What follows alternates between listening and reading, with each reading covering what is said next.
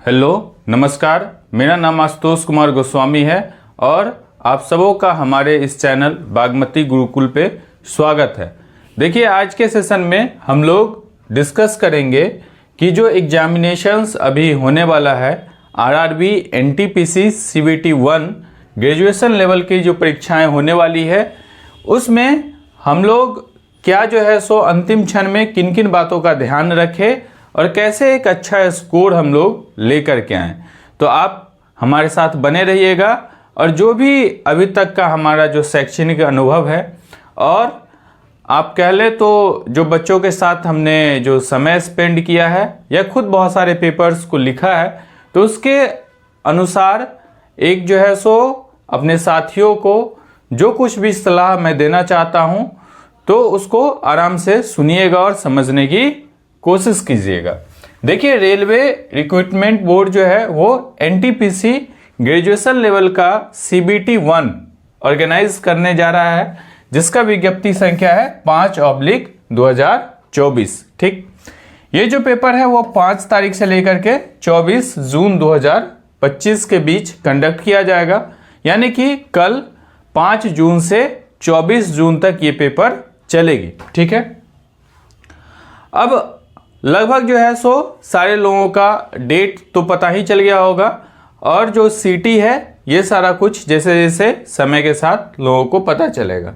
तो थोड़ा बेसिक पहले समझ लेते हैं। वैसे आप सबों को पता है, आप लोग अच्छा तैयारी कर रहे हैं और पेपर के लिए एकदम पूरा जो है सो लगे हुए हैं। देखिए, 3 सेक्शंस में जो है सो ये जो सीबीटी 1 है उसमें 3 खंड होता है। क्लियर है? सबसे पहला समान जागरूकता यानी जनरल अवेयरनेस, जिसको जीए कहते हैं। इसके 40 प्रश्न मिलेंगे हम लोग को देखने को पेपर में। जीए के मिलेंगे 40 क्वेश्चंस। ठीक है, जीए के 40 क्वेश्चंस। उसके बाद गणित के होंगे 30 प्रश्न यानी 30 क्वेश्चंस और तार्किक क्षमता यानी जनरल इंटेलिजेंस और रीजनिंग के होंगे कितना, तो 30 क्वेश्चन, यानी कि 30, 30, 60, 40 कुल मिला के जो प्रश्नों की संख्या होगी वो कितनी होगी, 100। ठीक, समय हमको मिलेगा 90 मिनट और जो निगेटिव मार्किंग है वो कितना है, 1/3 अंक। ठीक है, ये सारा जानकारी आपको पहले से पता होगा। ठीक, अब देखिए, हम लोग जो डिस्कस करेंगे वो कुछ महत्वपूर्ण चीज़ों के बारे में डिस्कस करेंगे। टेक्निकल या फिर कह ले तो एकेडमिक से अलग हट करके हम लोग कुछ चीज़ों पे डिस्कस करेंगे। हमेशा लग रहा है कि ये बताना ज़रूरी है और बहुत सारा चीज़ इसमें से आपको पता भी होगा, लेकिन ज़रूरत है कि हम लोग उसको क्या करें, तो प्रैक्टिस में लेकर के आएँ। सबसे पहला चीज़ है कि परीक्षा से पहले, यानी कि 1-2 दिन पहले, जिनका भी पेपर है उनसे 1-2 दिन पहले हम लोग क्या क्या जो है सो चीज़ों को ध्यान में रखेंगे। तो सबसे पहला चीज़ जो सुझाव है वो क्या है कि आप 1-2 दिन पहले अपना एडमिट कार्ड, पहचान पत्र साथ रखें। एडमिट कार्ड प्रिंट आउट ले लें और फिर जो भी कोई एक आईडी प्रूफ, आधार हो, पैन हो या फिर कोई और आईडी प्रूफ, वो साथ में रख लें। देखिए, आप लोग भी बहुत सारे पेपर देते हैं, जब हम लोग एग्जामिनेशन सेंटर पे जाते हैं तो पता चलता है वहाँ पे कि कोई आधार कार्ड लेकर के नहीं आए, कोई पैन कार्ड लेकर के नहीं आए और वहाँ फिर वो बहुत ज़्यादा पैनिक होते हैं। तो जो भी डॉक्यूमेंट इंस्ट्रक्शंस के अनुसार है वो आपको रख लेना है। फोटोग्राफ्स कुछ वो रख लेना है, उसको चिपकाना अगर है तो आप घर से ही चिपका करके लेके जाएं, नहीं तो पता चला वहाँ लोग जा करके चिपकाते हैं, तो ये एक अच्छा प्रैक्टिस नहीं है। तो सबसे पहला चीज़ है कि आप दस्तावेज़ को रेडी कर लें। ठीक है ना, जैसे एडमिट कार्ड, आपका जो भी आईडी प्रूफ है वो, और साथ में अगर जो फोटो आपने जिस तरीके का लगाया है उस तरीके का फोटोग्राफ। क्लियर है? आईडी प्रूफ में आधार सब में कई बार होता है लोग जेरोक्स टाइप का कुछ लेकर के चले जाते हैं, तो कई बार लोग अलाउ नहीं करते। तो आप कलरफुल प्रिंट करके जो, या फिर जो आजकल ये जो कार्ड टाइप का है वो अगर है तो वो लेकर के जाए, जिससे परेशानी नहीं हो, या पैन कार्ड लेकर के जाए, इस तरीके का डॉक्यूमेंट आप लेकर के जाएं। इसके बाद दूसरा है चीज़, ठीक है, ये तो डॉक्यूमेंट्स 1-2 दिन पहले क्या क्या करें हम लोग। तो सबसे पहला चीज़ आपको बताया कि हम लोग डॉक्यूमेंट्स को रेडी करके रखें। दूसरा चीज़ है कि रिवीजन पर ध्यान दें। हम लोग क्या चीज़ पे ध्यान देंगे, तो रिवीजन पे ध्यान दें। नए टॉपिक को नहीं पढ़ना है, जो हम लोग पढ़ चुके हैं उसी को क्या करना है, रिपीट करना है, रिपीट करना है। ठीक, फॉर्मूला, ट्रिक या महत्वपूर्ण तरीके और जीके नोट्स को क्या करना है, तो रिवाइज करना है। मैक्सिमम नंबर ऑफ टाइम्स हम क्या करें, तो रिवीजन करें। तो नए टॉपिक को नहीं पढ़ना है और जो पढ़ चुके हैं उसको क्या करना है, बार बार दोहराना है, यानी कि रिवीजन करना है। ये दूसरी बात।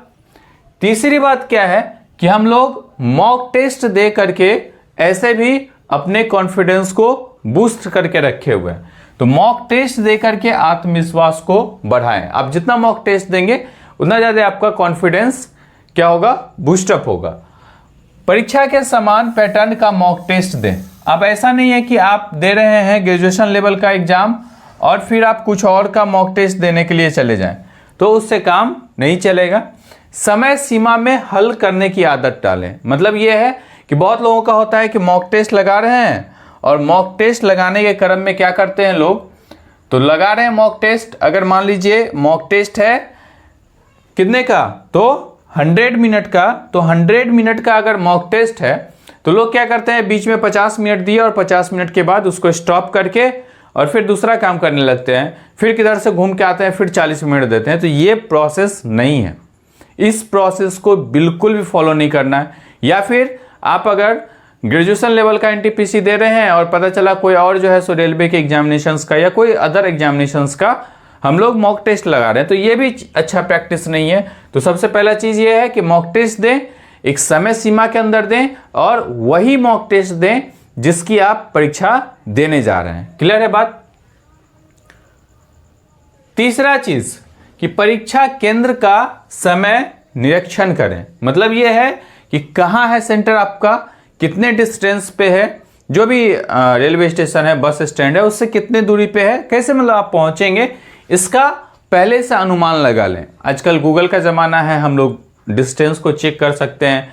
नियरेस्ट रेलवे स्टेशन जो है सो वो तो रहता ही है, प्लस और भी बस स्टेशन जो कुछ भी है वो नज़दीक कौन सा सेंटर पड़ेगा, मतलब कौन सा जगह पड़ेगा और कैसे आप जा सकते हैं, क्या सुविधाएं हैं, इसका ध्यान रखें। कोशिश ये करें कि आपका जो रिपोर्टिंग टाइम है उससे भी, मतलब रिपोर्टिंग टाइम पे तो पहुंच ही जाएं, लेकिन आप कोशिश ये रखना चाहिए कि 1 घंटा हम लोग बैलेंस करके चलें और उससे 1 घंटा पहले लगभग सेंटर पे पहुंच जाएं। ठीक, समय से 1 घंटा पहले आपको क्या करना है, तो कोशिश ये करना है कि समय से 1 घंटा पहले आप परीक्षा केंद्र पर पहुंचने की योजना बनाएं।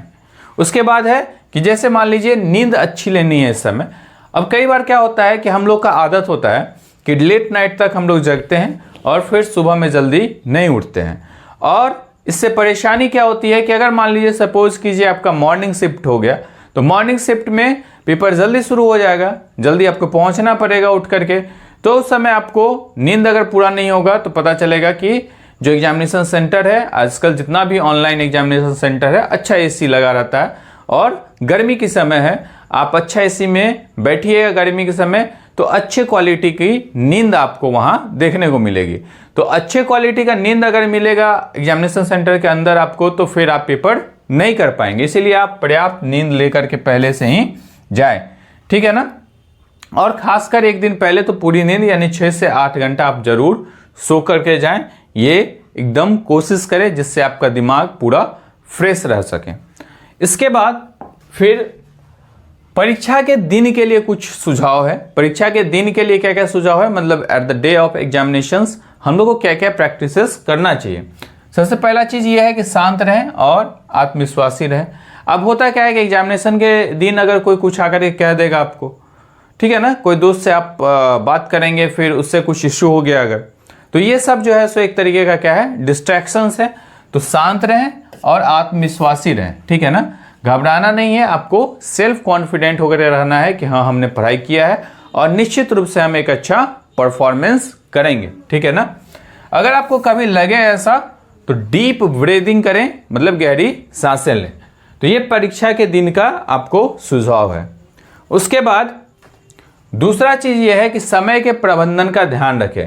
पहले इस जो आसान क्वेश्चन है ये तो पहले ही बताया जाता है कि आप एक शेड्यूल में एग्जाम कंप्लीट नहीं करें। जैसे मान लीजिए कि 100 क्वेश्चंस है और आपको 90 मिनट जो है सो समय मिलता है, तो आप एक करके एक एक करके ऐसे करके क्वेश्चंस नहीं करें, एक बार देखें, मतलब आप समझ लीजिए कि आपको 2 से 3 बार गो थ्रू होना है। जो पेपर में क्वेश्चन बन रहा है, ठीक है, करेंगे, फिर आगे बढ़ेंगे, करेंगे। किसी एक सवाल को ईगो पे बिल्कुल भी नहीं लेना है। ऐसा नहीं कि तुम बनेगा कैसे नहीं, ऐसे कैसे नहीं बनेगा, बहुत आसान है। तो आपको उसमें फंसना नहीं है, उसके साथ उलझना नहीं है। आपको अगर उस समय नहीं बन रहा है तो जस्ट नेक्स्ट कर देना है, ठीक है। अब जब नेक्स्ट करें या फिर कोई डॉट वाला क्वेश्चन है तो उसमें टिक करें, तो उस समय देखेंगे आप राइट साइड में एक इस तरीके का टेबल होता है, उसमें ग्रीन कलर पे है, मतलब कि आपने सेव एंड नेक्स्ट कर दिया है। उसके बाद अगर पर्पल टाइप का है, पर्पल में भी पर्पल है और एक है पर्पल में भी क्या है, तो डॉट है, तो मतलब आपने अगर टिक कर दिया है तो उस तरीके का है। तो उस इंस्ट्रक्शंस के अनुसार आप जैसे आपने देखा है और अगर उसको सॉल्व नहीं किया है तो रेड कलर का ब्लिंक करेगा, देखा ही नहीं है तो व्हाइट ब्लिंक करेगा, मतलब व्हाइट कलर का रहेगा नॉर्मल जो होता है। तो आपको इस चीज का ध्यान रखना है और नेक्स्ट क्वेश्चन में से हर एक को नेक्स्ट करके नहीं आगे बढ़ना है।